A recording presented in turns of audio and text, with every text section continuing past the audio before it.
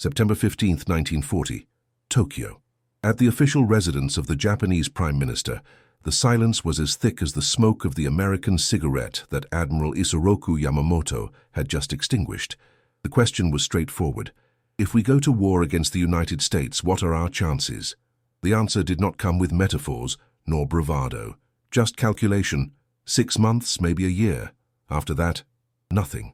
While the military leadership of the empire still believed that discipline, honor, and race could compensate for any material inferiority, Yamamoto had already done the math. Japan was an island surrounded by convictions. America was a continent surrounded by oil. This is not a video about battleships nor about kamikaze heroism. It's about the war seen from the inside of statistics, about how one man saw 2 decades earlier the silent force that would decide the fate of the Pacific. Yamamoto walked through the oil fields of Texas, entered the factories of Detroit, wrote down the rhythm of the assembly lines, and he returned to Japan with a prediction that no one wanted to hear, because sometimes the biggest mistake of an empire, it is not believing in those who have seen the enemy up close. But before we dive into the ignored reports, maps, and warnings, there's one statistic that defines this story. In 1943, as Japan struggled to produce 100 planes a month, the United States was building a B-24 bomber every 63 minutes. That speed, fueled by Texas oil and electrified assembly lines, didn't start in 1941. It started decades earlier, when a Japanese officer crossed the Pacific and saw with his own eyes what his country refused to admit. If you value stories based on real data, with historical accuracy and deep analysis, leave your like and subscribe. This allows us to continue revealing the truths that time has tried to bury. September 1940. Inside the Prime Minister's official residence in Tokyo, the air was thicker than the silence. Prince Fumimaro Konoye, tired of the ceremonial roundabouts of Japanese tradition, was blunt. If we go to war with America, what are our chances? The question was a fuse in the center of an empire still enthralled by its victories in Manchuria and mainland China. Yamamoto, admiral of the combined fleet, commander of battleships and elite strategist, responded without emotion. No metaphor, no euphemism. If they tell me to fight, I'll let go for the first 6 months. But I don't have confidence in the 2nd or 3rd year. The room, once reverent, became uncomfortable. Generals averted their eyes. The silence, this time, was not diplomatic. It was the reflection of a truth that no one wanted to hear. Yamamoto did not make a prediction. He issued a technical report. Japanese military doctrine, based on courage, honor, and spirit, had become a code of faith. But Yamamoto was a war engineer, and he had already studied the enemy. Between 1919 and 1928, he walked through the oil fields of Texas, visited the steel mills of Pennsylvania, entered the aviation factories in Cleveland, and the aluminum laboratories in Ohio. He observed not only what Americans had, but how they thought. He measured factories by the rhythm of the machines. He counted workers per shift. He studied supply chains. He recorded the interval between a car produced and another leaving the line. It was clear, the United States was not just a nation, it was an assembly line on a continental scale. While Japan prided itself on its discipline and its battleships, America built factories capable of adapting in weeks to any military need. Yamamoto didn't talk about courage. It talked about the number of turbines, rail mileage, and fuel reserves, and what he knew no longer fit in the halls of Japanese power. The contrast between ideology and reality became grotesque. Japan believed that the spiritual purity of the Japanese soldier could overcome any material disadvantage. But the equation of modern warfare did not accept faith as variable. It accepted oil, steel, rubber, aluminum, and above all, time. Time to build, replace, adapt, and that the Americans had in abundance. A fact ignored by the Japanese leadership said that, in 1939, America produced about 48 million tons of steel per year. Japan produced just over 6. The difference was 8-1 even before the war began. If this impresses you, write in the comments. Shocking data. But the numbers were not just quantitative, they were qualitative. American factories didn't just produce more. They produced better, with more speed and with greater conversion capacity. The same conveyor belt that assembled automobiles could, within weeks, start assembling bomber engines. And these engines would be powered by fuel that the country itself extracted on domestic soil in unthinkable volumes. By 1940, the United States was already producing more than 60% of the world's oil. Japan imported more than 90% of all the fuel it used, most of it from the United States itself. Yamamoto had written, "Modern warfare is powered by oil, and we don't have a drop."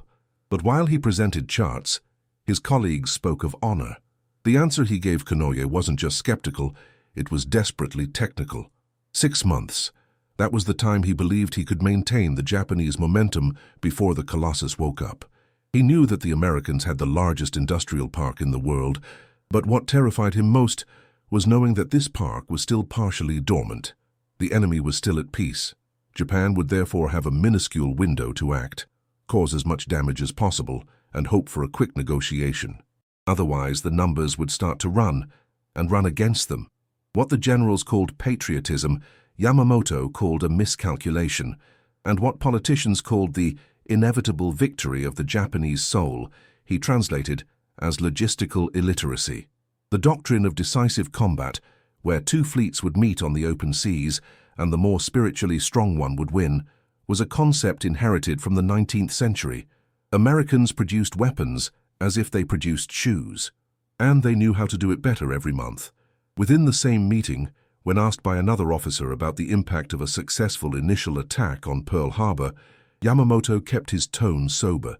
He believed that a quick coup could postpone the collapse, but never reverse it, and that's where his strategy emerged, to cause a psychological shock so profound that perhaps America would hesitate to mobilize.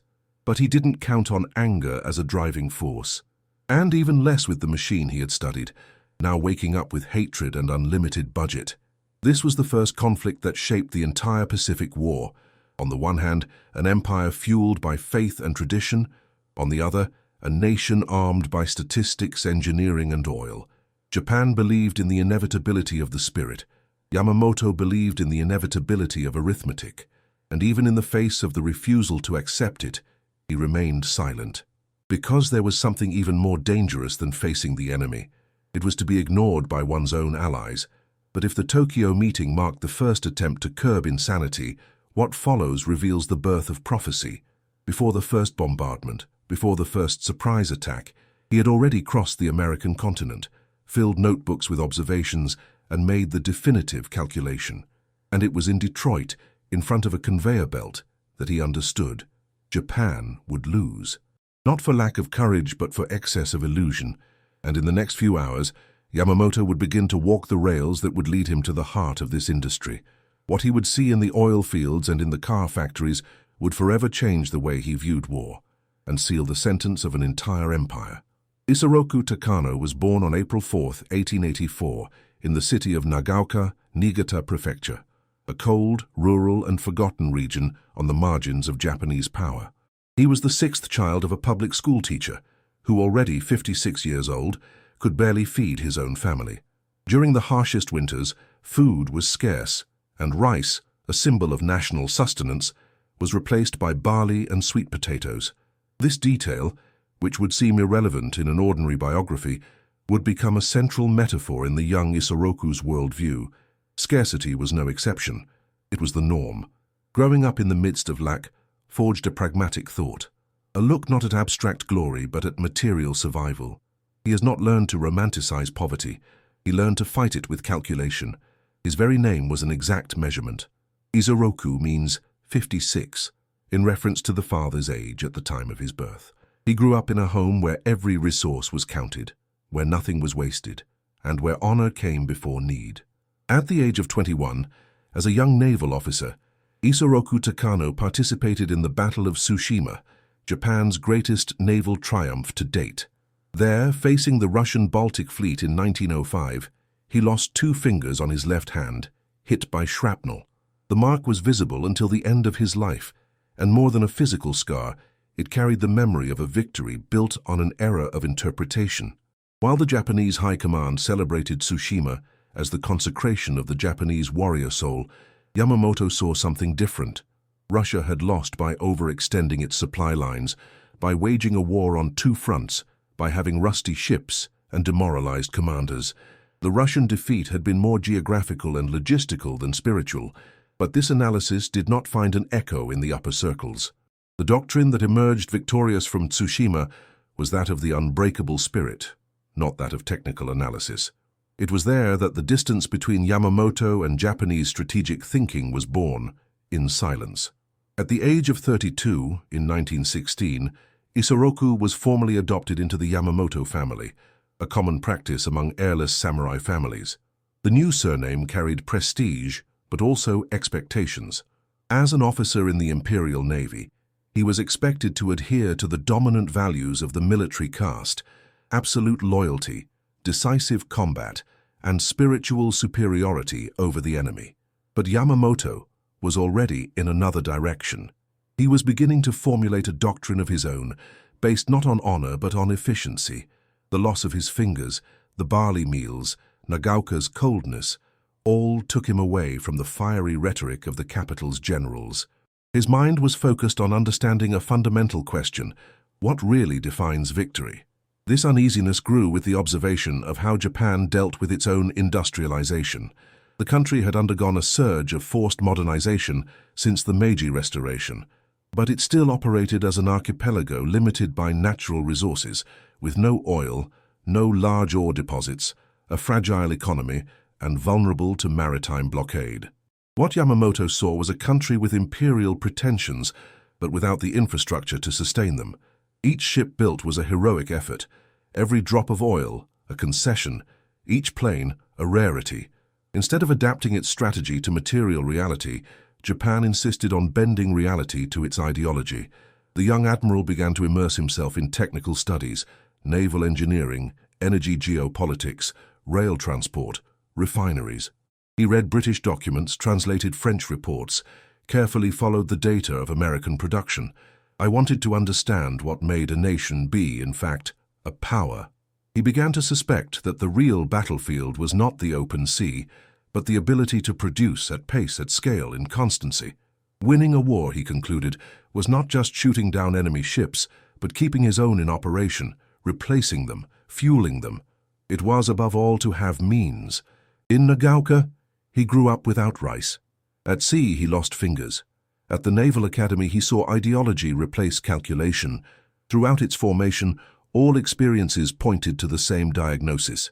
Japan was heading towards an abyss, driven by illusions of grandeur, but supported by fragile foundations.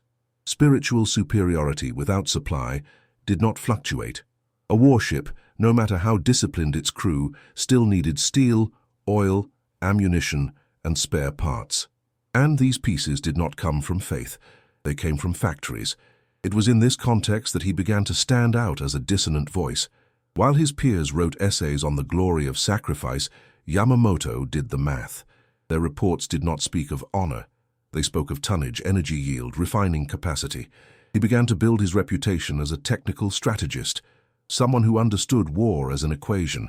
But within the Imperial Navy, this was dangerous. War was still thought of as a ritual, a ceremonial dance of ships, with the emperor as a divine figure, and the commanders as priests of combat. Yamamoto seemed like a cold engineer, and to many, overly westernized. But he did not back down. I knew there was something in the United States that needed to be understood, an invisible, silent, but devastating power. Something that was not seen in the military parades, but in the factory shifts. And he decided to go see for himself. In 1919, he was assigned to study at Harvard University, officially to learn English, in practice to study the heart of the industrial empire. What he would find there, on the tracks, on the assembly lines, in the oil fields, and in the steel silos, would transform his mind and shape his fatal prediction, that Japan could not win because modern warfare would be won by those who produce, and he was about to see it at work, with his own eyes. In 1919, Isoroku Yamamoto landed in the United States with an official goal, to study English and international relations at Harvard University. But behind the impeccable naval uniform and the two swords strapped to his waist, there was a man on a silent mission. Japan needed to understand its future rival, and Yamamoto, disciplined, methodical, and already wounded by the war, was not there as an ordinary student. He was, in fact, a strategic observer. an infiltrator between libraries, railroads, refineries, and classrooms. While the other naval attachés limited themselves to diplomatic dinners and university routines, he did the opposite. He traveled the United States from coast to coast, often hitchhiking, visiting steel mills, commercial docks, coal depots, and electrical production centers. Where there was data, there was Yamamoto, taking notes, recording rhythms, counting ships. Instead of being enchanted by the surface glow of America, he went straight to its guts. And what he saw made him uneasy. The United States was more than a military power. They were a living infrastructure, a nation connected by rails, pipelines, power plants, and industrial warehouses that breathed 24 hours a day.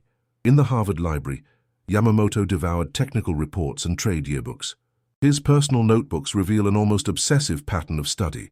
Oil production statistics in Texas, iron ore extraction capacity in Minnesota, the volume of coal exports through Pennsylvania, the efficiency of American diesel engines. In each number, he saw a gear. In every gear, a threat. While Japanese strategic thinking still valued classic naval battle, where imposing battleships decided the fate of nations, Yamamoto was discovering something far more dangerous. Americans had industrialized power. They were not only ready for war, they knew how to produce it. Detroit was his breaking point. While visiting the Ford plant, Yamamoto witnessed something that would forever alter his vision of combat. In 1920, Ford's assembly line produced a car every 45 seconds. It was faster than Japan could build a naval missile. It was faster than any Japanese shipyard could have planned. It was uninterrupted, a mechanical choreography of precision and scale. He observed the conveyor belts, the pace of the workers, the automatic replacement of parts, the constant arrival of raw materials by rail and ship. And then he wrote in his diary, "The American capacity to manufacture war is greater than our capacity to imagine war." Japan was prepared to fight. But the United States was prepared to manufacture fighting. While in Tokyo, the leadership still saw America as a distracted, culturally decadent, and spiritually weak power, Yamamoto saw something else. He saw a practical, methodical, and brutally efficient civilization. It was not a question of the soul. It was a matter of scale. In the Texas oil fields, he saw extraction derricks operating day and night, with equipment redundancy, operational safety, and statistical control. In Ohio, he visited aluminum refineries, whose monthly production exceeded the annual consumption of the Imperial Japanese Navy. He was facing an enemy that transformed raw materials into military force with the naturalness of someone who produces food. And the more he saw, the more he realized. Japan could train soldiers for decades. The United States could replace them with machines in weeks. This contrast was amplified in the issue of mobility. Yamamoto studied the railroad systems, the waterway network, the industrial ports, and the fuel storage centers. He understood that the United States could move resources from the Atlantic to the Pacific with logistical speed that no other country in the world possessed. It wasn't just a technical advantage, it was a mutation of war. Battles would not be decided by who fought the best, but by who refueled the fastest, who flew the farthest, who built the most in the least amount of time. The Japanese doctrine, based on victory by honor and sacrifice, was faced with an enemy that fought with statistics, energy, and replacement. The most ironic thing is that, even witnessing all this, Yamamoto knew that his observations would be discarded when he returned. The Japanese High Command despised analyses that did not reinforce the narrative of cultural superiority. And while his colleagues extolled the rigidity of the samurai, he saw the Americans building ships with recycled steel and airplanes with standardized engines, simple, modular, massifiable solutions. The future would not belong to the most disciplined. It would belong to the most adaptable. During a visit to Glenn Martin Aircraft, he saw the first prototype of an all-metal aircraft, powered by two high-powered engines. An engineer explained that this structure, initially designed for civilian transport, could be converted to war in less than 48 hours. That was what Yamamoto feared. Not the force already existing, but the one that was yet to come. A country capable of reconfiguring its entire economy as a result of the war did not need to be provocative. It was enough to be provoked. By the end of his stay, Yamamoto had amassed hundreds of pages of notes, industrial maps, production estimates, and logistical organizational charts.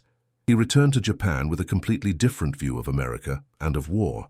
not as something to be won by bravery, but as a process to be won by volume. The seed of prophecy was planted. He didn't know when or how, but he knew that if Japan provoked this colossus, he would wake up, and there would be no deity to stop him from crushing.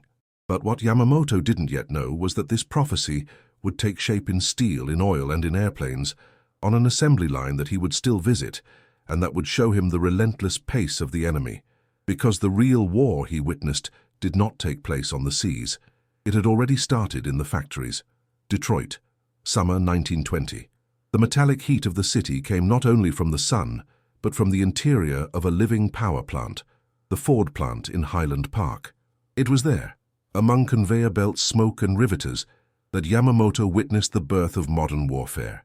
A car every 45 seconds. It wasn't just speed, it was rhythm. It was mathematics applied to production at scale. While Japan celebrated the artisanal launch of a destroyer every 4 months, the Americans manufactured engines, axles, chassis, and wheels like someone harvesting rice, continuously, predictably, and abundantly. What seemed to the world just a car factory, to Yamamoto was a war facility in disguise. He understood. Each car assembled there was a potential military truck. Each engine, a tank booster. Each logistical delivery system, an anticipated military operation. Japan had courage, America had assembly lines, and the difference between one and the other would become abysmal when the war required mass replacement. Alongside Ford, Yamamoto visited steel mills that consumed more steel in a week than all of Japan in a quarter. He walked the industrial tracks that dumped tons of coal, followed the time between loading ore and melting it into industrial-ready alloys. The country he observed breathed productivity, and that productivity was about to become the deciding factor in any future conflict. From steel, he went to oil. In Texas, Yamamoto walked between drilling derricks that stretched to the horizon. He saw railroad trains carrying refined fuel, followed by pipelines that crisscrossed entire cities. Oil was not a scarce resource. It was a domesticated subterranean ocean, an abundant resource that could move tanks, ships, planes, entire fleets. He compared it to Japan, mountainous islands without wells, dependent on foreign imports to keep even the Navy in operation. In his notebook, he wrote a dry sentence. America swims in underground oil oceans. Japan has nothing. This finding would change his doctrine. The war would not be decided at sea, but in the reservoirs, in the sheds, and in the refineries. It would not be won by spirit, but by uninterrupted logistics. And whoever had the fuel, I would control the weather. He came to see battles as equations. How many locomotives per week? How many engines per day? What is the production rate of spare parts? Yamamoto did not count soldiers. It counted assembly lines.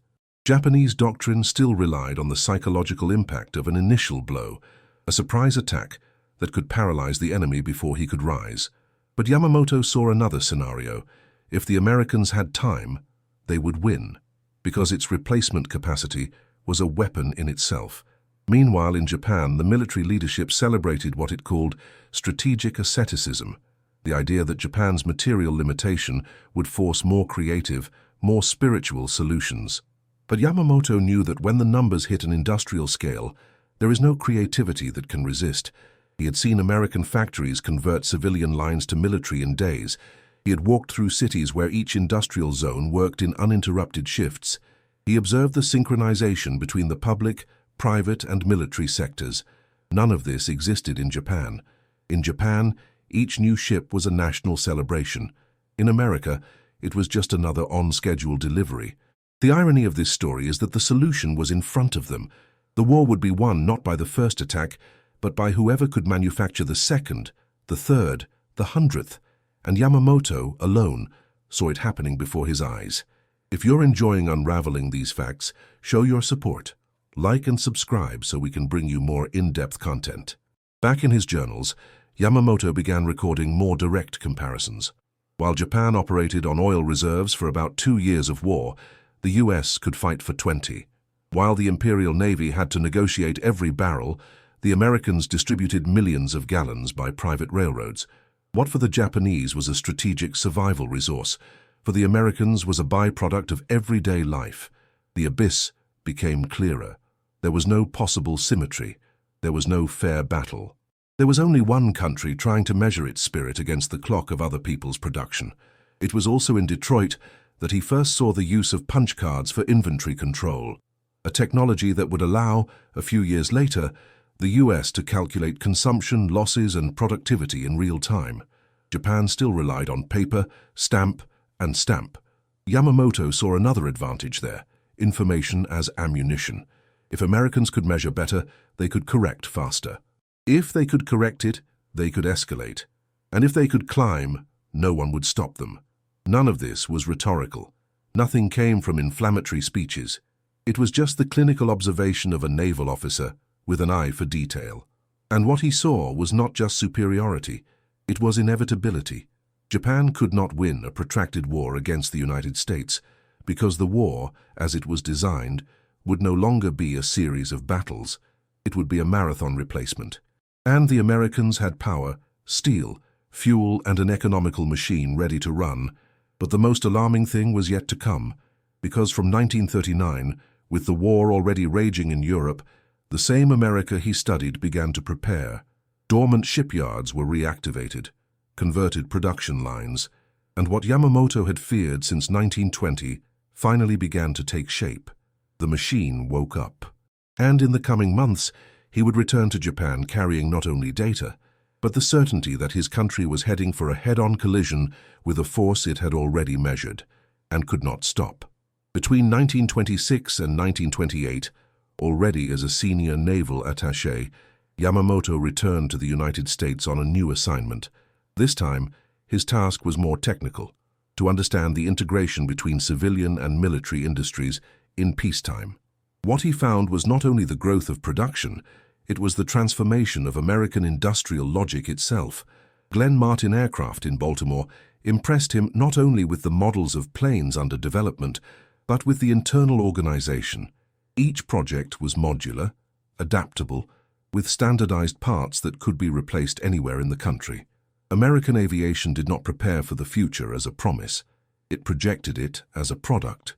Yamamoto understood that the Americans didn't just build more, they built better, faster, smarter. While visiting Bethlehem Steel, one of the largest metallurgical complexes in the world, he observed entire ships being assembled with millimeter precision, using electric cranes, automated internal rails, and an internal logistics system capable of relocating workers and materials in real time, according to the needs of each section of the vessel. It was a choreography between metal, electricity, and engineering. Nothing was improvised. Everything was a process. In contrast, Japan still operated as an artisanal society with imperial aspirations. Its shipyards produced at a ceremonial pace, with artisanal pride but without scale. With each new battleship, national glory was celebrated. In the United States, a ship was just another project delivered on time. This difference in mentality became visible with each visit. In San Diego, Yamamoto followed the expansion of the shipyards and realized that the speed of conversion from civilian industry to military production was treated as a science. There were simulations, training, protocols. The private sector was no stranger to defense. It was part of it. It was in California, though, that Yamamoto had perhaps the clearest vision of what was to come. West Coast oil refineries were already operating with primitive automation systems, connected to sensors, valves, and control lines that allowed them to change production with minimal human intervention. Electricity became a multiplying force, oil, a lifeline. And all of this was monitored by engineers with cutting-edge scientific training. While Japan still trained officers in academies of honor and doctrine, the Americans trained technicians and engineers in industrial universities. The difference was not only in the raw material, it was in the mind that shaped it. Yamamoto began to fill notebooks with estimates of his own, based on the pace of expansion of the Texas oil fields, the doubling of California's pipelines, the growth of the railroad network, and population projections. He calculated that in 20 years, the United States would produce more than 250 million barrels of oil per year. By 1940, this prediction would come true, with a margin of error of less than 5%. He also predicted that U.S. steel production would exceed 70 million tons annually. In 1942, the numbers would confirm this.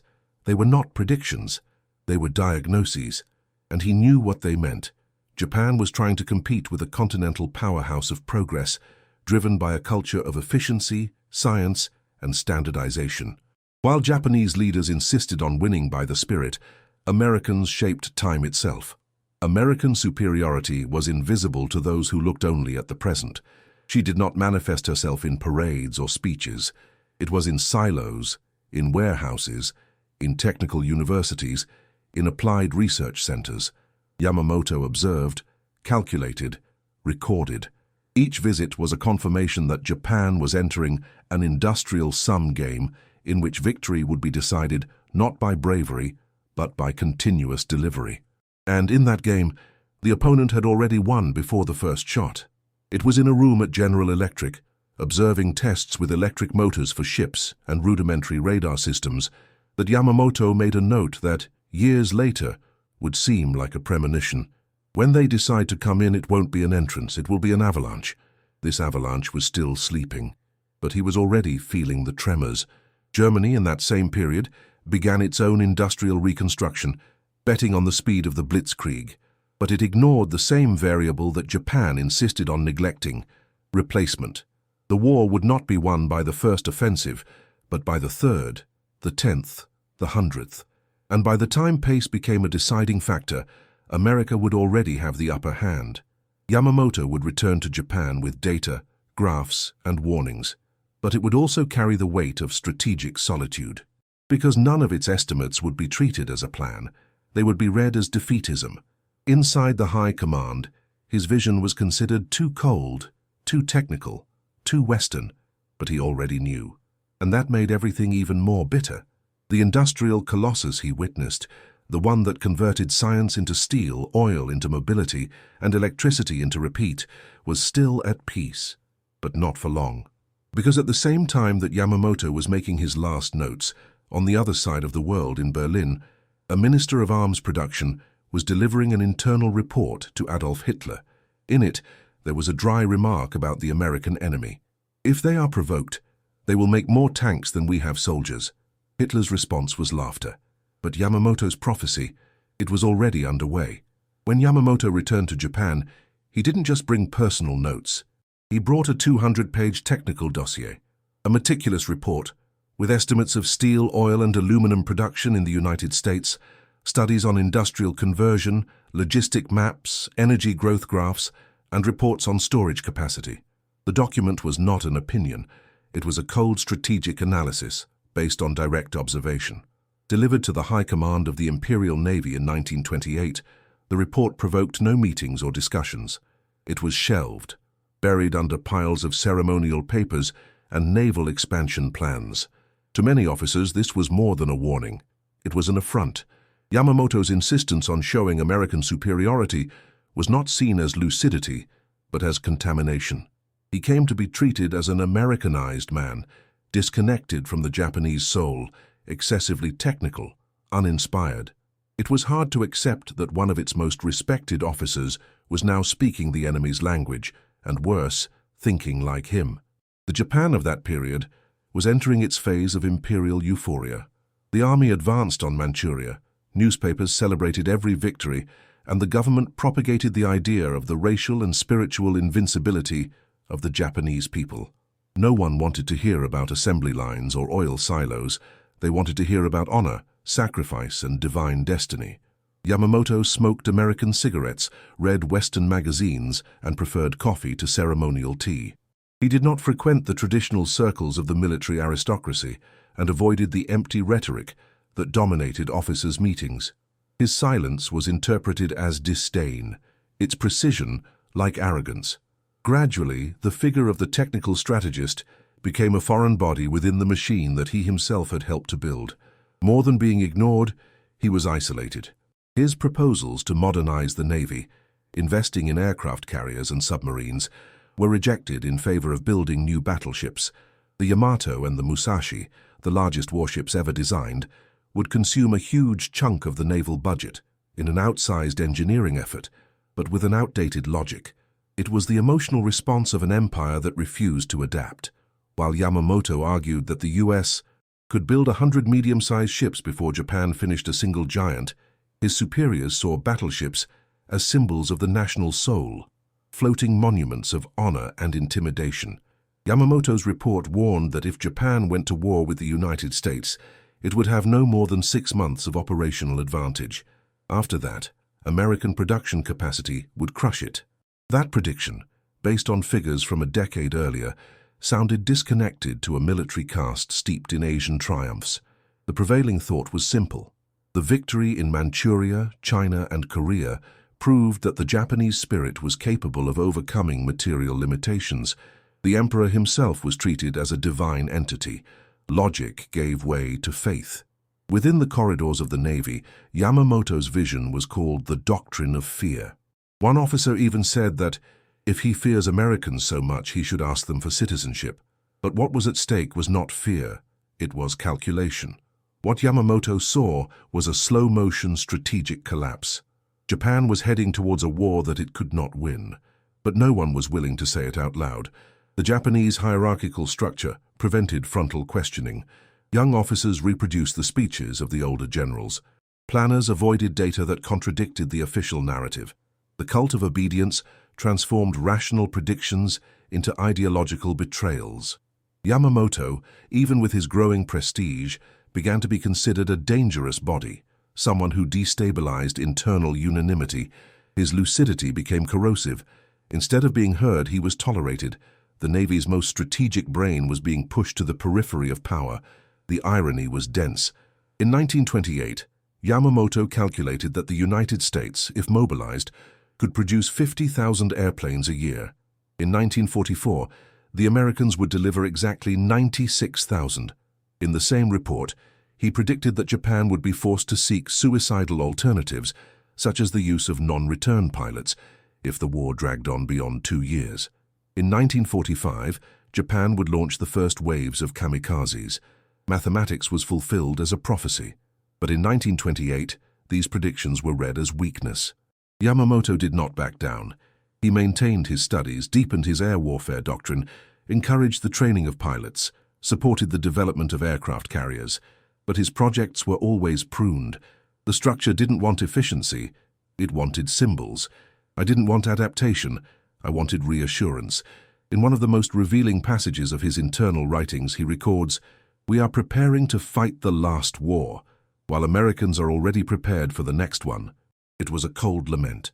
The empire of the rising sun headed into strategic darkness, eyes closed and the drums of victory beating louder and louder. By the late 1930s, Yamamoto was a paradoxical figure, publicly respected, feared behind the scenes, isolated in practice. The original report was kept in internal archives, without ever having been debated at the decision-making level. The war was already a matter of time, not logic. Japan had decided to win, even without knowing how. But the Americans, whom Yamamoto had studied quietly for more than a decade, had not forgotten. In the offices of the War Department in Washington, engineers and planners were already beginning to design the war industry. And one statistic in particular was beginning to circulate among analysts: the ability of the US to produce on its own more tanks, planes, and ships than all its enemies combined. They weren't preparing to react. They were preparing to dominate. By the early 1940s, Isoroku Yamamoto, already promoted to admiral of the combined fleet, had become a figure as feared as it was uncomfortable within Imperial Japan. His ascension wasn't exactly an honor, it was a shield. The threats against his life multiplied. Ultranationalist groups demanded his removal, accusing him of defeatism and spiritual betrayal. The reason was clear. Yamamoto had repeated in closed meetings and internal documents that the war against the United States was a self-imposed condemnation, that Japan, if it insisted on this path, would be crushed by the American industrial machine. This clarity was intolerable for an elite that lived on the illusion of invincibility. The government's response was silent, strategic, and cruel. To prevent him from being assassinated by his countrymen, the Minister of the Navy transferred him to the only place where he could not be attacked, and from where it would be difficult to return: the command of the fleet.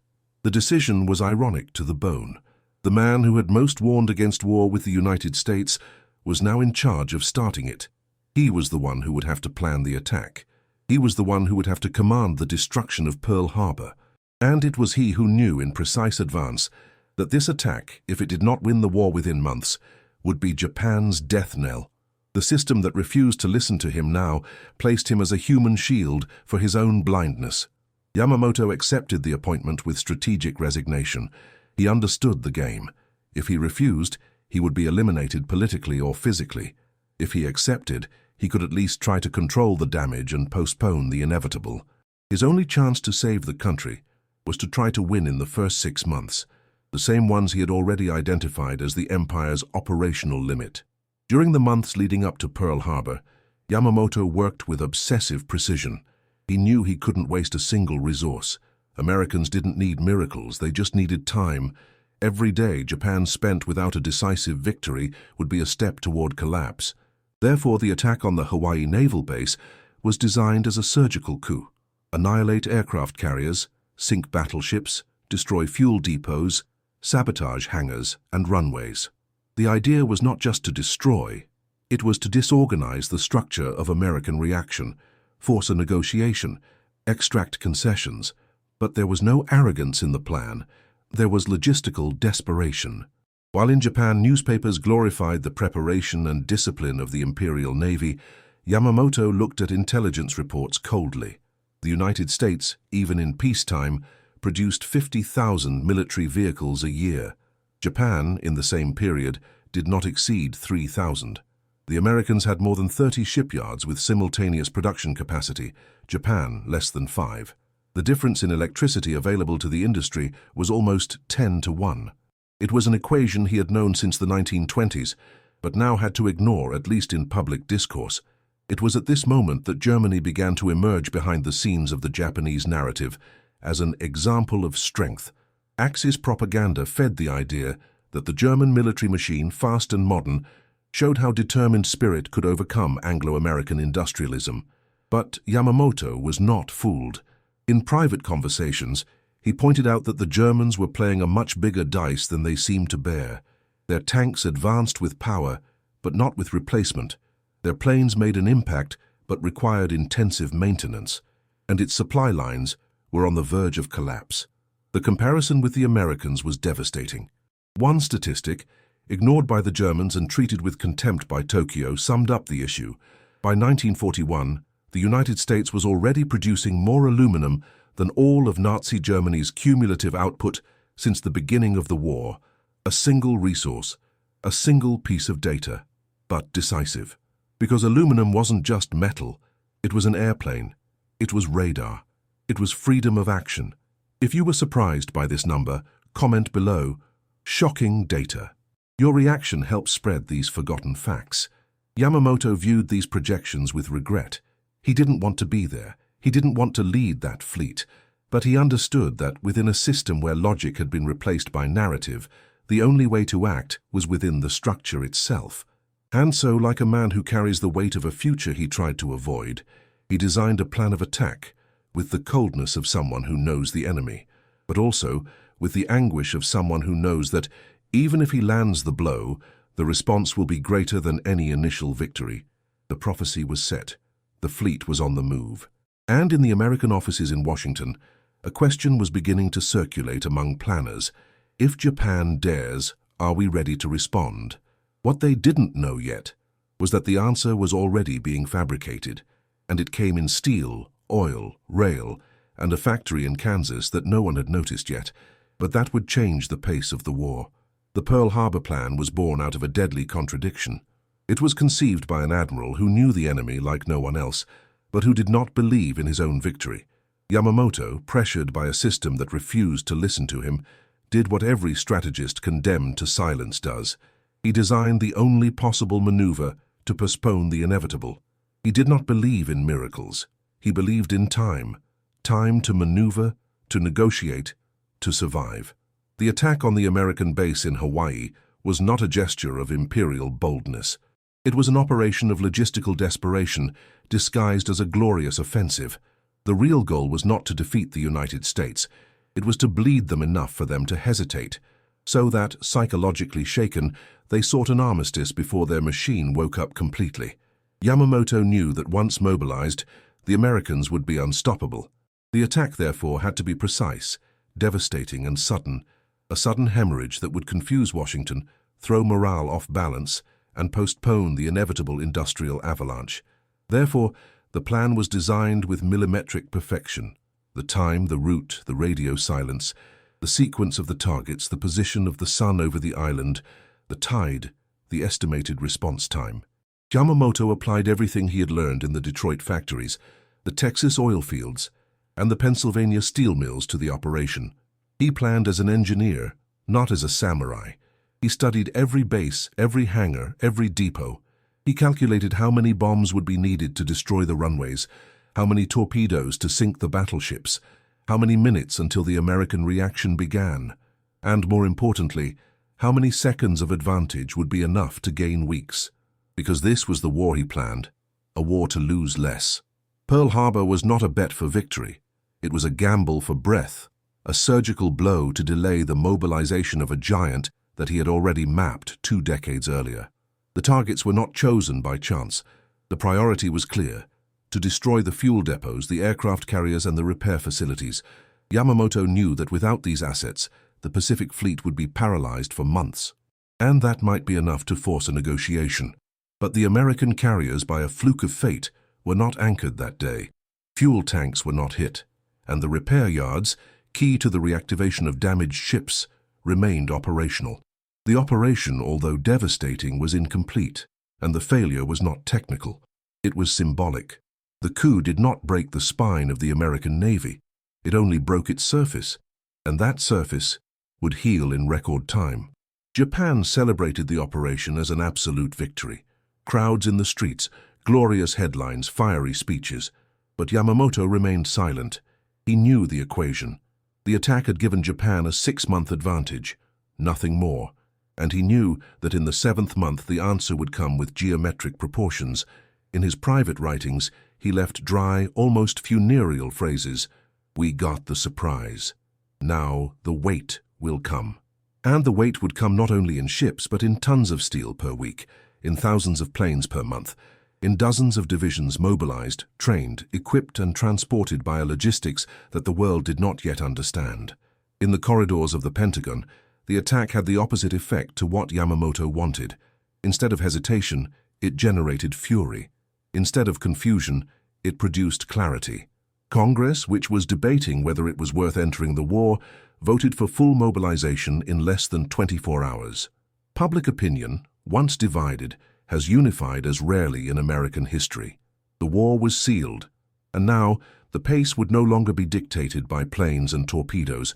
It would be dictated by factories, because from that morning on, the United States ceased to be a sleeping power, and they started the largest industrial mobilization in human history, a response that in less than 3 years would produce more than 300,000 planes, 86,000 tanks, 124,000 ships, and trillions of ammunition. Yamamoto knew that for every ship sunk at Pearl Harbor, dozens would emerge, and for every pilot lost, hundreds would be trained. He had done the calculations in silence. Now the sound was deafening, but one detail remained hidden and will be revealed in the next installment, before the U.S. Shipyards even got into full swing. A single secret program would begin to redesign the entire war in the Pacific.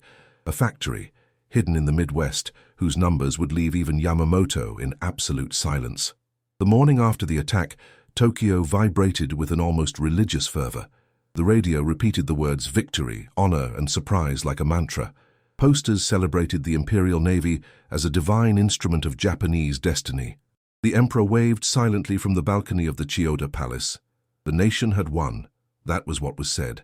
But on the cockpit of the Nagato, isolated from the euphoria that set the streets ablaze, Admiral Yamamoto did not celebrate. He watched, in absolute silence, the preliminary reports of the attack. The damage was significant. 8 battleships hit, more than 180 aircraft destroyed, more than 2,000 Americans killed. But the data he was looking for wasn't in the reports. It was between the lines, and that which had not been destroyed weighed more than all that had sunk. The carriers, his priority target, were not at the base. The underground fuel tanks, the true logistical heart of Pearl Harbor, remained intact.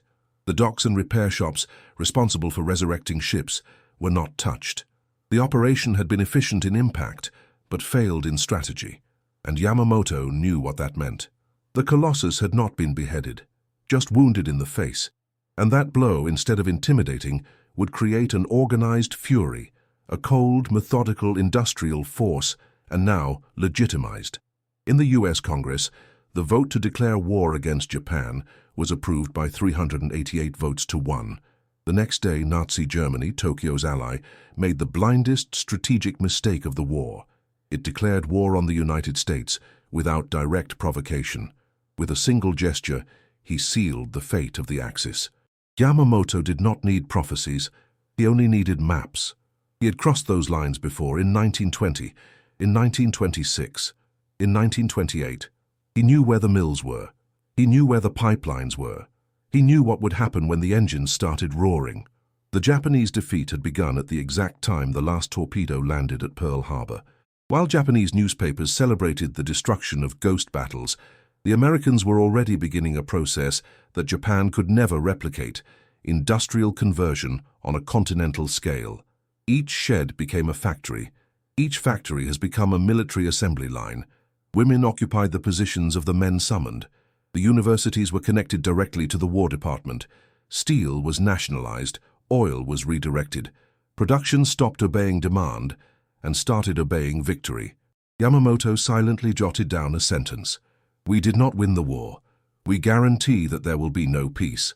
The Japanese attack had not been a victory, out of a trigger, and what he had predicted for so long was beginning to emerge. It wasn't just an emotional reaction, it was a gear closing in. Ford announced in January 1942 that it would convert its automobile line to production B-24 bombers. General Motors would take over the manufacture of tank engines. Chrysler would receive the project of light armored vehicles, and an infrastructure plan coordinated by civilians and the military already articulated new highways, railways, and pipelines to connect the east and west coasts. In less than 2 months, the United States was preparing not to respond, but to dominate.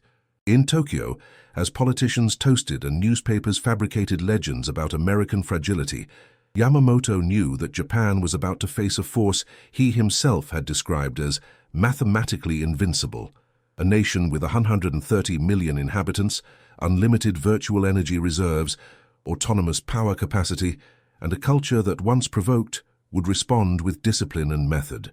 Japan had spirit, but spirit does not fill fuel tanks. Japan possessed bravery, but bravery doesn't build 18-cylinder diesel engines.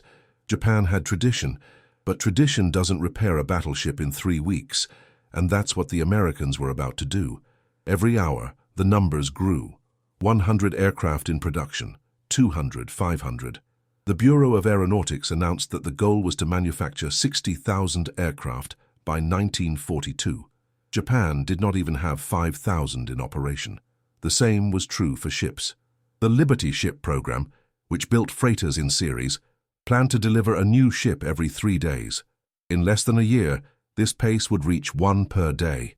When Goebbels, the Nazi propaganda minister, heard about this, he privately remarked, "We are fighting with an ocean."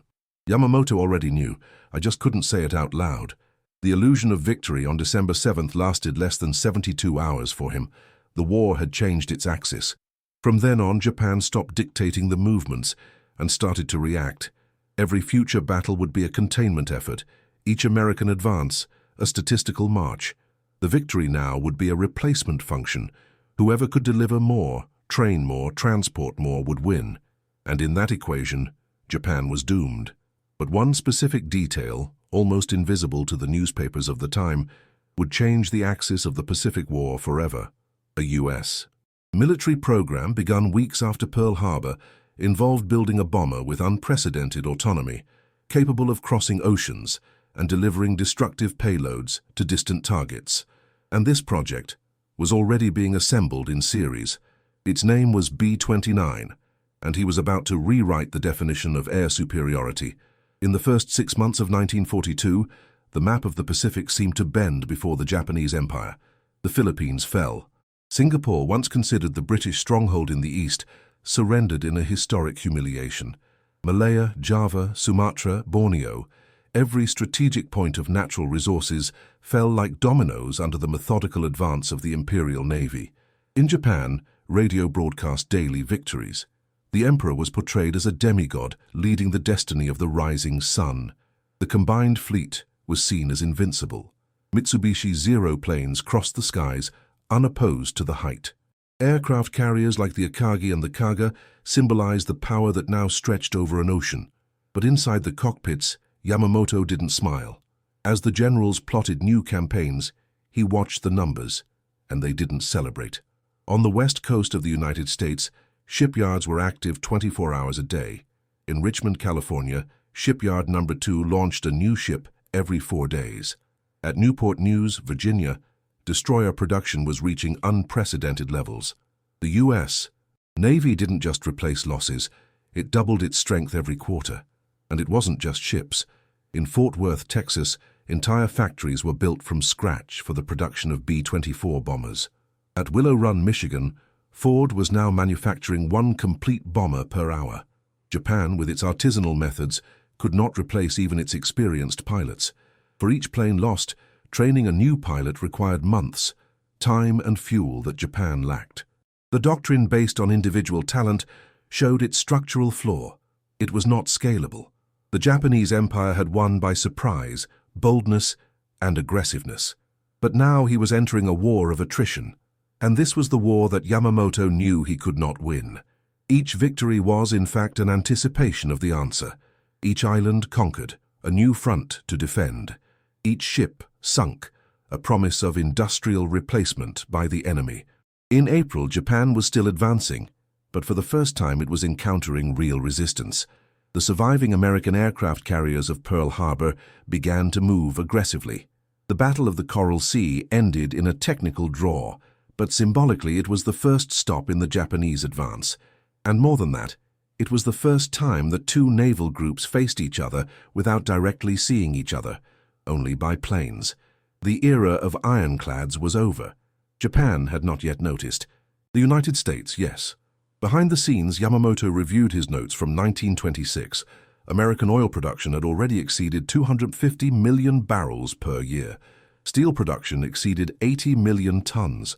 In contrast, Japan faced blockades, absolute dependence on Southeast Asian resources, and an insufficient merchant marine to supply all fronts. Every mile of territorial expansion meant more ships at risk, more trains to protect, more oil consumption. The breaking point was approaching, and Yamamoto had predicted it with surgical precision. 6 months, half a year of victories, then the collapse. In Tokyo, this prediction was ignored. The atmosphere was one of glory. But on the logistic maps, the reality was different. Supply lines stretched to the limit. The occupied islands required permanent garrisons. Pilot reserves were dwindling, and damaged ships were not repaired as quickly. In May, internal Navy reports already pointed to a shortage of spare parts and difficulties in training new naval aviation squadrons. The decisive strike doctrine, which had worked at Pearl Harbor, became untenable in the face of American industrial multiplication. What the Japanese built in a month, the Americans replicated in a week. Yamamoto began to receive updates on the American mobilization that seemed to come out of a fictional manual. 60,000 planes a year, 125,000 aeronautical engines, 55,000 tanks, 20,000 pieces of heavy artillery, and perhaps most important of all, the construction of new aircraft carriers at serial pace. Japan had started the war with 10 large aircraft carriers. The United States planned to build 24 in 2 years. A simple statistic summed up the turnaround. By mid-1942, the United States was producing more than 2,000 aircraft per month. Japan, less than 500. If this comparison impresses you, comment here. Absolute power. Their reaction helps spread the facts that the books ignore. Yamamoto understood that time had run out. The 6 months of glory were ending. From then on, all that would come would be containment, retreat, despair disguised as resistance. And the next confrontation, already visible on the radar of projections, would no longer be about holding territories. It would be about surviving the doctrine itself, because in the north of the Pacific, a small island called Midway had become a priority target, and on it, Japan would stake its naval superiority. But what Yamamoto didn't know, it was that, in this battle, the decisive factor would not be courage or technique, but a code-cracking machine hidden in an American basement. And she already knew exactly what the combined fleet intended to do. June 4, 1942, the sky over Midway dawns clear, but loaded with invisible tensions. In command of the Japanese operation, Yamamoto's plan is executed with doctrinal precision. A powerful strike force, veteran aircraft carriers, experienced pilots, an elaborate trap to lure and destroy the remaining American fleet. Everything seems under control. Japan relies on its formula: discipline, surprise, aggressiveness. But deep in the Pacific, there is one variable that the plan did not foresee. The Americans have cracked Japanese naval codes. They know the target, they know the time, they know the composition of the fleet. When planes take off from the aircraft carriers Yorktown, Enterprise, and Hornet, they're not looking for the enemy. They're going straight to the right point. War on that day will not be decided by courage or honor. It will be decided by signals intelligence, traffic analysis, and statistics. And the Japanese, who still believe in the myth of invincibility, are about to face the price of underestimation. The first wave of American attacks fails. Torpedo boats are shot down en masse. But the dive bombers arrive a few minutes later and find the Japanese carriers with their hangars open, planes refueling, bombs loose on deck. In a matter of minutes, 3 aircraft carriers are hit: Akagi, Kaga, and Soryu. The 4th Hiryu tries to counterattack, but will also be destroyed hours later. In less than a day, Japan loses 4 of its 6 carriers of the line. The core of the fleet that attacked Pearl Harbor disappears into the sea. Along with them were hundreds of experienced pilots, men Japan cannot replace. The damage isn't just tactical, it's structural and irreversible.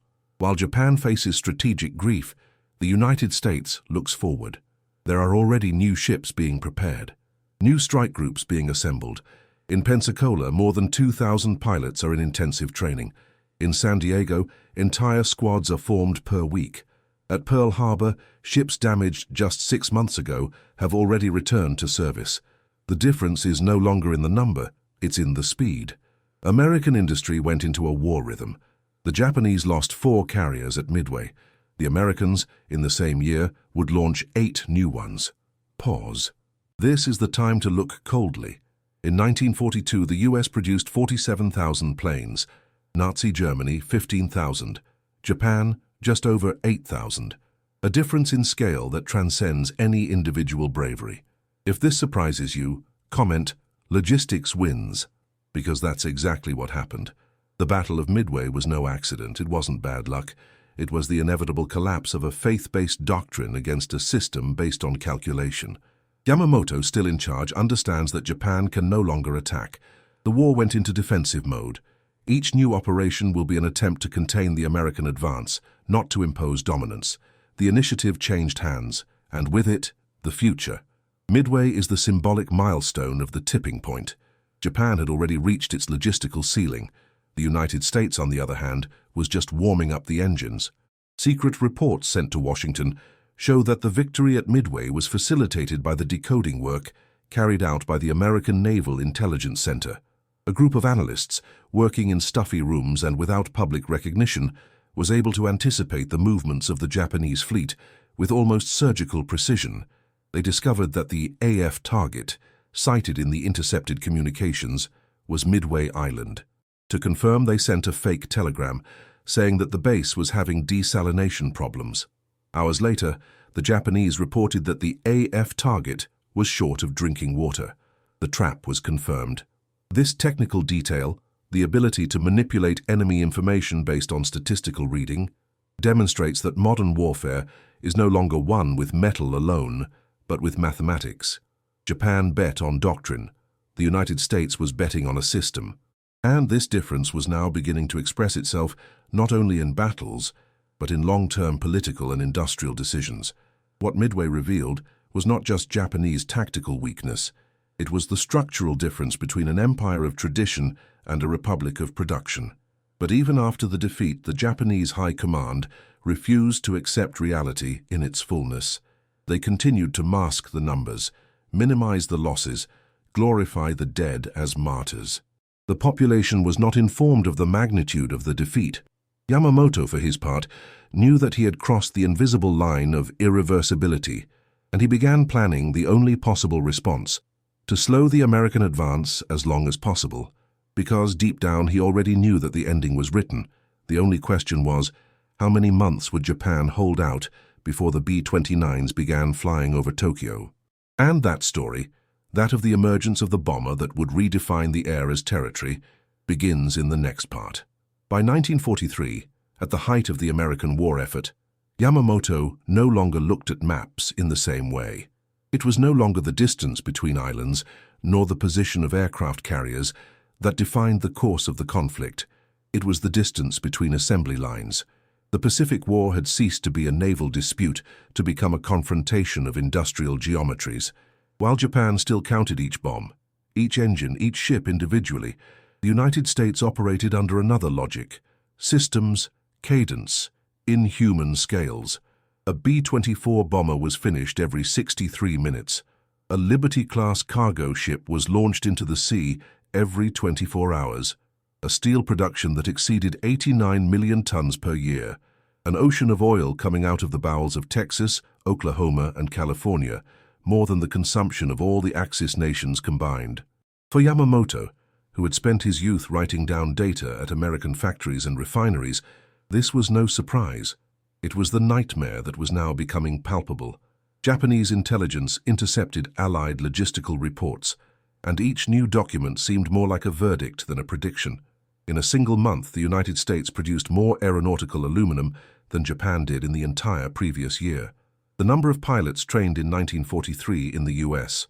exceeded the total number of aviators Japan had been able to train since the beginning of the war. It was as if the Americans were fighting a different kind of war, a war where losing was allowed as long as they could make it up, where each sunken ship spawned 5 new ones, where each bomb dropped meant 20 others in the making. Japan, by contrast, was shrinking. What they lost did not come back. Each submarine sunk was an irreparable gap. Each pilot lost was a decade of experience discarded. In the corridors of the Japanese High Command, the numbers were beginning to leak out. The generals who used to speak of spirit and soul now whispered about lack of fuel, dried tires, spare parts adapted with scrap. In 1943, the Imperial Navy even collected metals from public statues and bells of Buddhist temples to melt projectiles. It was a clear symbol of desperation masked as devotion. And meanwhile, the United States was building Wendover Airport in Utah with more than 200 runways for heavy bomber tests. A difference that was no longer technical, it was civilizational. Yamamoto wrote in his diary a few weeks before his death, "Japan fights like a man with a sword in a machine gun field. Our bravery is real, our defeat inevitable." He understood that the conflict was no longer measured in conquered territories, but in tons delivered by rails and ships. Logistics had become the new battlefield, and in this field the United States had become an unprecedented superpower. Their convoys crossed the Atlantic in columns of steel and oil. In the Pacific, the construction of mobile airstrips, veritable artificial islands, showed that not even geography protected Japan anymore. American air superiority, fueled by automated production lines, was becoming impossible to contain. The bombers didn't fly alone. They flew in swarms. In February 1943, a War Department report indicated that more than 8,000 aircraft had been delivered in just 60 days. If that seems impossible to you, comment, "Shocking data," because that was how Yamamoto read them, not with surprise, but with resignation. He had foreseen this and no one had listened to him. When analyzing tank production, another contrast emerged. The U.S. delivered more than 2,000 tanks per month. Japan, by not prioritizing armored forces, had produced less than 1,000 since the beginning of the conflict. In a single week, the Americans built more vehicles than Japan would have had in the entire year. Modern war, Yamamoto understood, was an equation of replacement, of transport, of energy autonomy, and Japan, isolated by an ever-tightening naval blockade, was already struggling with the shadow of its own shortage. The cruelest truth for Yamamoto was simple. The war he had been forced to command was already decided by a variable beyond his reach: time. The 6 months he had asked to win or negotiate had passed, The enemy had not only resisted, it had grown, and now its expansion was exponential. Japan, as much as it fought with honor, discipline, and sacrifice, could no longer reach the speed of the American colossus. Every ton of steel, every gallon of gasoline, every cubic meter of concrete thrown into the Pacific was a sentence. The future was already being shipped, but the endpoint had not yet come. One last chapter was missing. Because while Yamamoto tried to keep the naval structure in operation, the Americans were developing in secret a bomber project with a range of more than 5,000 kilometers, capable of crossing oceans and hitting targets with unprecedented precision. Its name, B-29 Superfortress, and he wouldn't just carry bombs, it would carry the final signature of the war. Yamamoto knew the face of the enemy long before he confronted him in battle. In Washington officers' clubs, in silent poker games, in formal whiskey-fueled dinners and tense silence, he observed Americans with a lens that few of his countrymen even dared to wield. Respect. Not the superficial respect of a diplomat on a mission, but a calculated, cold, lucid admiration. While his colleagues in uniform in Tokyo mocked Western culture as decadent, Yamamoto saw something that few Easterners could see. The quiet strength of a people who mistook comfort for weakness, but who, when pressed, responded with a productive fury and devastating morale. In his notebooks, he described Americans as practical, straightforward, strong-willed, strategic players, not ideological ones. A people who were not proud of the past, but built the future with bricks, combustion, and machines. He learned this not on battlefields, but in the halls of Harvard University, where he spent more time in libraries than in classrooms. He studied habits, finances, newspapers, the language of advertisements. He understood that behind the informal appearance of Americans was a cultural code of brutal efficiency. They did not war for honor, but for purpose. They did not seek glorious death. They sought to return home with a result. When he played cards with U.S. Navy officers, Yamamoto heard stories of childhood on farms, of cars dismantled on Sundays, of parents who built their own houses with their hands.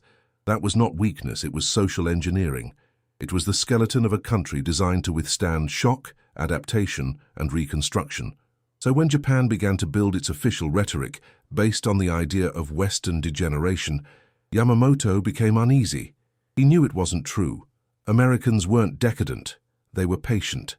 They worked in silence. They were slow at first, but unstoppable when awake. He saw this truth in the way they reorganized their forces after Pearl Harbor. While Japan celebrated, the United States entered a systemic mode of war. They created industrial commissions, reorganized factories, converted civilian production lines to military purposes with a discipline that resembled a beehive. Every plane, every tank, every helmet came with a standard label and a replacement logic. Yamamoto wrote everything down. In his personal analyses, he described Americans as a people who learn from failures, and that for him was the definitive differential. Japan idolized perfection. The United States idolized the process. When something failed, the Japanese looked for culprits. The Americans, improvements. This philosophy of adaptation made the enemy not only dangerous, it made it inevitable. Japan could win battles, but the Americans would overcome the learning curve, and in the end that was all that mattered. His position became increasingly isolated within the Japanese high command. His warnings were seen as defeatism. His habits, Chesterfield cigarettes, strong coffee, reading foreign technical magazines, became the butt of jokes. They called him an Americanized admiral. But Yamamoto didn't care, because he understood that knowing the enemy was the first step to resist. And in the case of Japan, resisting meant not provoking it. Therefore, he tried to avoid war until the last moment. And so, when he was forced to stop it, he did everything to make it short. He knew the limits of his country, and he knew the depth of the American well. With each production report, his intuition was confirmed by numbers. By 1943, the United States had already delivered more than 25,000 aircraft to the front lines. They had 12,000 ships in operation. They were training 10,000 pilots a month. They had refineries that operated at 3 times the capacity of all Japanese industry. And all of this was maintained with secure internal logistics, protected by 2 oceans. Yamamoto knew There was no tactical plan capable of containing an adversary that transformed steel into wings like someone who packs bread in a bakery. But Yamamoto's respect went beyond technique. He admired American psychological resilience, the ability to absorb initial losses, such as at Pearl Harbor, and turn them into national unity. The attack, which in Japan was celebrated with dancing and hymns, in the United States was met with silent anger, and that anger, channeled through an industrial machine and a pragmatic people, was the most lethal weapon Yamamoto had ever witnessed. He had foreseen it. And now I watched the prophecy materialize on every radar, on every plane that crossed the Pacific, on every island turned into a runway.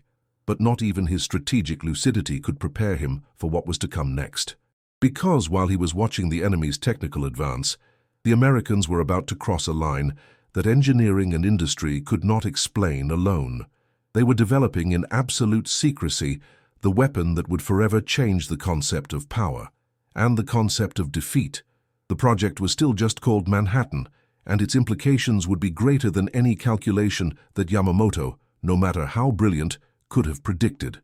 On April 18, 1943, at 9:34 a.m., the sky over the Bougainville jungle opened up to the distant roar of engines. The sound came from the future, and it came to close a cycle.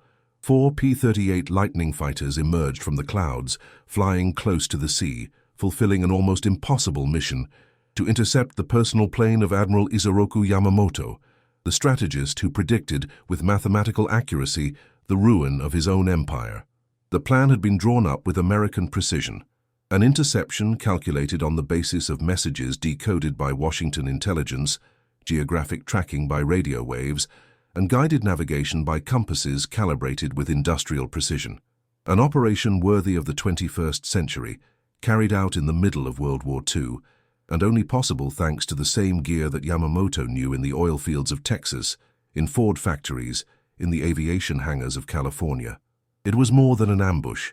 It was the industrialized destination. The fighters made the turn, fired. The Mitsubishi G4M Betty, with a light and fragile structure, was hit in seconds.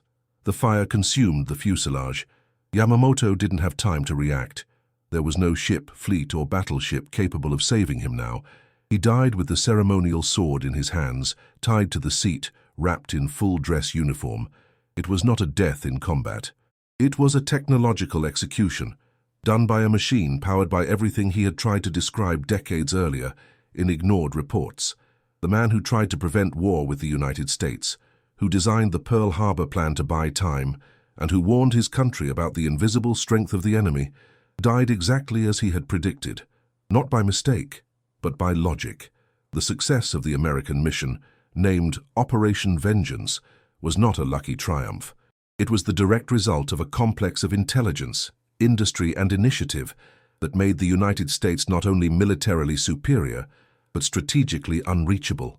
The operation involved sending the P-38s over 400 ocean miles, flying in absolute radio silence, with fuel calculations adjusted to the second. The American pilots arrived at the exact point at the exact minute, and they shot down Yamamoto's plane, as if serving a sentence provided for in binary code. It was the end of an awareness, and the beginning of a historic acceleration that Japan itself could no longer stop. The irony of this story is that the machine that killed Yamamoto was powered by the very elements he recorded in his notebook in the 1920s. Light oil, air-cooled engines, modular structure, standardized training, refueling on artificial islands, maps made by aerial photogrammetry. Nothing there was improvisation. Everything was a system. And Japan, which still saw combat as ritual, was defeated by an equation. If you're enjoying unraveling these facts and value the effort behind every detail, show your support. Like and subscribe so we can continue to reveal what the history books silence. When Japanese officers recovered Yamamoto's body, they found a partially burned map next to it. It was a nautical chart of the South Pacific. It drew a straight line between American bases and Japanese positions. The line was not theoretical. It was the corridor through which the B-29 bombers, the logistical convoys, the repair ships, and finally, something that Yamamoto would never see, but that he, perhaps more than any other man of his time, would have understood perfectly, the weapon that would dispense with armies, the weapon that would dispense with invasions, the weapon that would put an end not only to war, but to the very idea of war.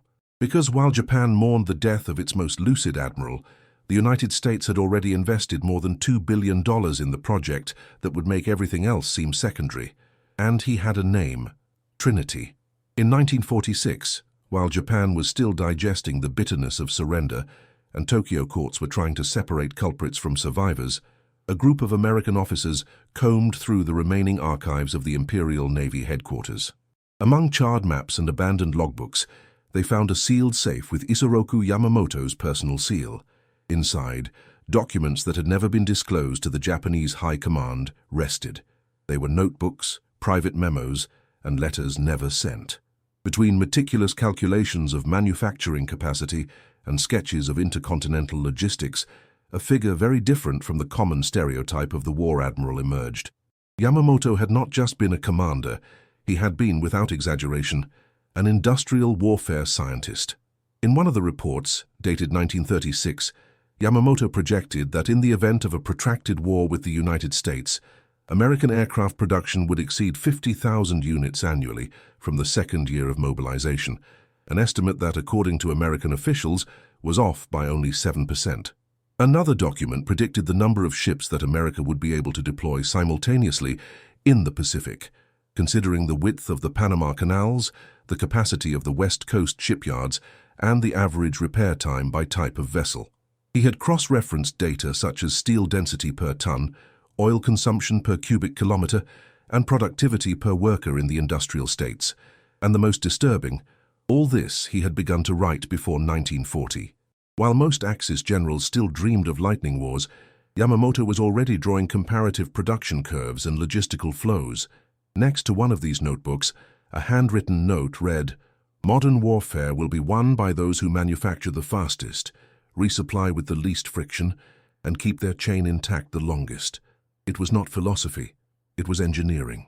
He even mentioned the possibility of the Americans adapting civilian lines, such as refrigerator factories, to build airplane parts. And that's exactly what happened. The documents even included predictions about the conversion of Detroit's auto industry, something he considered the invisible backbone of a war of attrition. On another page, a calculation detailed the time it would take for Texas oil to reach Pearl Harbor via tankers, with submarine diversion, and how many escorts would be needed to protect that flow without collapsing the operation. Yamamoto had seen the future through a lens that few generals in any army possessed. He treated war not as a duel of honor, but as an equation of supply. His defeat, therefore, was not tactical. It was structural. He was fighting against the very system that surrounded him, a military leadership driven by mysticism, hierarchy, and contempt for data. His reports were ignored, his predictions shelved, his advice deemed weak. And yet every line of those notebooks revealed the same sentence: Japan could not win. For Americans who read those documents after the war, the reaction was one of respect. A U.S. Navy officer wrote, "He knew our force better than many of our own analysts. We did not fight a blind enemy. We fought a man who saw too clearly and yet was forced to walk into the abyss." The files were sent to Washington, catalogued and studied at naval academies. Some excerpts have become a case study in predictive analytics. Because in the end, Yamamoto was not the archetype of the valiant commander. He was the lucid harbinger of the inevitable collapse. The occupation authorities did not immediately make these documents public. There was, in addition to statistics, a subtle humiliation there. The recognition that the most brilliant Japanese strategist knew, from the beginning, that they were doomed. In the following years, these notebooks would gain another value, the value of historical evidence. They were the silent testimony of a man who did not shout orders but wrote warnings, and who saw, first of all, that the war of the 20th century would not be decided by courage, but by tonnage. Among the papers was a last letter, not addressed to any officer, but perhaps written for time itself. It said, "Those who deny the power of production will be crushed by it, not with swords but with loads, not with courage but with ability." These words did not reach the Japanese High Command, but now they rested under the fluorescent lights of an American base, read by analysts who understood the supreme irony of war. The man who predicted everything died by the gears he studied. But there was still one last piece of data that Yamamoto didn't foresee. Not because he couldn't, but because it was beyond the logic of production. A project so secret, so colossal, that not even the Allied generals knew all its details. He was not in the notebooks. It could not be estimated with steel or petroleum formulas. It was the Manhattan Project. And when it emerged, there would be no more calculation possible, just silence and light. During the last years of his life, Isoroku Yamamoto walked over a moral minefield that few men in his position would dare to tread. He was no longer a hopeful commander, nor even a confident strategist. He was a man who saw history unfold with the precision of a mathematical formula, and yet he chose to remain within error. His diaries and letters, analyzed after his death, reveal a profound ethical dilemma. To whom did he owe his loyalty? To the emperor who appointed him? To the nation that formed him? Or to the truth that numbers imposed on him? Instead of fleeing, resisting, or breaking with the system, Yamamoto made the hardest decision: to stay. Stay to lose. To stay to steer, with firm hands, a doomed ship. He no longer led to win. He led to cushion the impact of the fall. In private letters to colleagues and close friends, Yamamoto wrote with a tone that mixed lucidity and resignation. In one of them, from September 1942, he says, "I have no illusions about the result. My duty now is to save what can be saved from Japanese honor." This phrase defines his position exactly. He was not a traitor to the cause, nor a blind accomplice. He was a man in strategic agony, trying to balance the dignity of the uniform with the coldness of the dice. The war had already been lost by the time it began, and he knew it better than anyone. Even so, he continued to send orders, plan operations, visit ships, shake hands, because he understood that the leadership vacuum would be even more deadly than defeat. To many military analysts, Yamamoto represents a rare case of a commander who was aware of defeat and yet operational. An officer who understood the irreversible nature of the collapse, but who chose to stay within the structure, not out of vanity, but out of responsibility. He knew that if he abandoned his post, the radicals would gain ground. If it openly denounced the failure of the Japanese strategy, the military leadership would turn a blind eye even more. Their presence was, paradoxically, a form of resistance, not against the external enemy, but against internal madness. It is important to remember that Yamamoto did not believe in the divinity of the emperor like others of his time. He was a modernizer. He read Western newspapers. He enjoyed European classical music and American coffees, but he also understood the symbolic weight of his function. In a meeting recorded by a naval attaché, Yamamoto reportedly said, "If I back off, I make room for those who believe that courage replaces fuel." It was a direct criticism of the most fanatical wing of the government, men who confused fervor with strength and nationalism with logistical power. This internal clash marked his last months. He fought on two fronts: at sea, against American aircraft carriers and submarines, and within the military councils against generals who still believed in miracles. Most of his proposals were ignored or watered down. On one occasion, he suggested drastically reducing the number of offensive operations and concentrating efforts on strengthening supply routes. The proposal was rejected as defeatism. In response, Yamamoto wrote only one sentence in his notebook: "They would rather sink with honor than row realistically." Yamamoto's tragedy is not only in his early death, but in his life too prolonged inside a machine he no longer wanted to hear. He was an instrument of rationality, inserted in a structure that rewarded blind faith. And yet he kept going, because he understood that his departure would not avoid defeat. It would only accelerate chaos. That was the pain of serving the mistake. Knowing that the plans were flawed, that the ships were ill-prepared, that the pilots were being thrown overboard as a sacrifice, and yet continue to coordinate everything, in the hope that at least a smaller number of lives would be lost. Yamamoto did not lead for the victory. He commanded for the containment of the tragedy. His latest reports, filed by the Navy Ministry, show that he was already talking more about logistics than strategy. Instead of attack maps, he drew supply routes, proposed redistribution of resources, suggested mass evacuation protocols for civilians in the Pacific Islands. He tried to redesign the structure of the war to avoid the worst. In one of his last messages, radioed to the fleet in April 1943, he writes, "Fight with dignity, not to win, but so that the future can see that we were men of reason in times of denial. This spirit stands in stark contrast to other Axis leaders.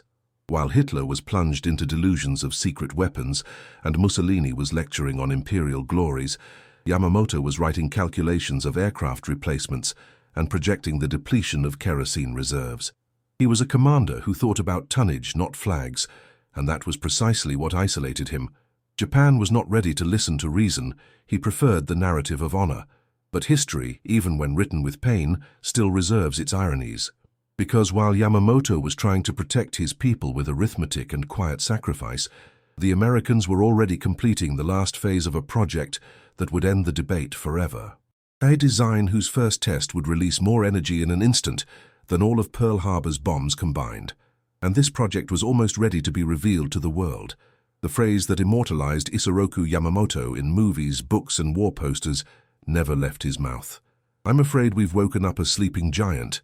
It sounds epic, cinematic, almost biblical. But it's not his. It never was. It was written by Hollywood screenwriters decades later, and while it contains the spirit of his vision, it is far from the precision with which he expressed himself. Yamamoto didn't speak with metaphors. He spoke with tables. He didn't make prophecies with drama inks, but with production graphics. The true phrase recorded in his internal communiques after Pearl Harbor was far cruder. "The enemy will launch a counterattack with fury. The military cannot be proud of having awakened this. There is no glory, no heroic repentance. There is a finding, certainty, and silent shame." Yamamoto knew that enemy. He knew that behind the political chaos of American democracy was a cold industrial mechanism, a cog of steel and oil that, once activated, would crush everything in its path. He did not celebrate the attack. He did not shout victory. He sat in his cabin and did the math. It calculated deadlines, measuring in weeks the time until the full impact of retaliation. Their post-attack reports speak not of glory, but of supply lines. He warns that the aircraft carriers were not hit, that the docks are intact, that the base still breathes, and that the next wave will come not with isolated planes, but with fleets backed by unlimited production. This difference between myth and reality reveals something essential about the character. While the world wanted epic, he offered accuracy. While other admirals entertained legends to maintain morale, Yamamoto insisted on lucidity, even if it made him unpopular with his own. He was not a poet. He was an auditor of the war. "When I saw a line of tanks being built in series, I didn't see symbols of nationalism, via tonnage, rubber consumption, logistic curves, and this way of thinking did not fit the culture of Imperial Japan, which preferred the mystique of the samurai to the efficiency of mathematics." The myth of the phrase sleeping giant survived because the world preferred metaphor to confession. But by studying his diaries, his intercepted messages, his technical reports, an even more powerful portrait emerges, that of a man who, instead of fearing the Colossus, understood him deeply, that he was not frightened by the strength of the enemy. He only regretted that his own nation refused to do the same reckoning. The final irony is that even his supposedly most celebrated phrase was distorted by the victory narrative. The West needed a quote that sounded like belated recognition, but Yamamoto already knew the outcome from the beginning, and he didn't need metaphors for that. In 1939, he wrote, "The day Japan faces America will be the beginning of a war that cannot be won bravely." That was his true voice. Technique, white, dark. His warnings, however, were buried by the same system that once put him in charge. By reconstructing his figure without the trappings of fiction, what emerges is more powerful than any script. A man who foresaw, warned, resisted, and lost, not to the enemy, but to his own country's refusal to accept reality, and by the time their true words were filed, American factories had already revved up. By the end of 1943, the United States was operating 300,000 military vehicles, 6,000 ships, and more than 85,000 aircraft, while Japan, isolated and suffocated by blockades, was barely able to keep its industrial park running. Basically, the phrase that Yamamoto actually left for history was not spoken. It was lived, and sealed with the approach of a project that, until then, only existed underground in the Los Alamos desert. The industry's ultimate weapon that he tried to avoid was about to be tested. In the end, the war was not decided in the murky waters of Midway, nor in the destroyed hangars of Pearl Harbor. It was decided decades earlier when a Japanese officer walked between Ford's assembly lines, breathed in the metallic smell of Bethlehem Steel's foundries, and silently noted that this was the backbone of the next victory. Japan's collapse wasn't just military, it was ideological. The belief in the will as the supreme weapon found on the other side of the Pacific, a much more ruthless reality, mass production. While Tokyo bet on courage, Detroit delivered trucks.